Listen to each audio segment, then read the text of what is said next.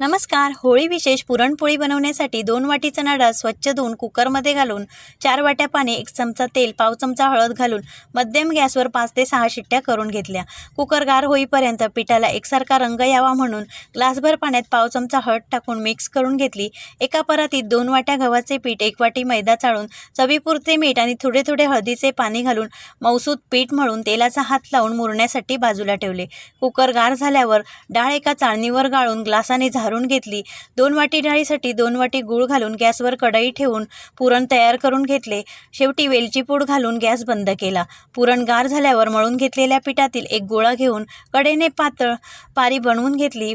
तयार करून घेतलेल्या पारीमध्ये पुरणाचा गोळा घालून पारी बंद करून हाताने एकसारखी करून घेतली. पोळपाटावर थोडेसे पीठ भुरभरून पुरणपोळी हलक्या हाताने लाटून गरम तव्यावर घालून मोठ्या गॅसवर तूप लावून दोन्ही बाजूनी खरपूस भाजून घेतली. मस्त मऊ लुसलुशीत पुरणपोळी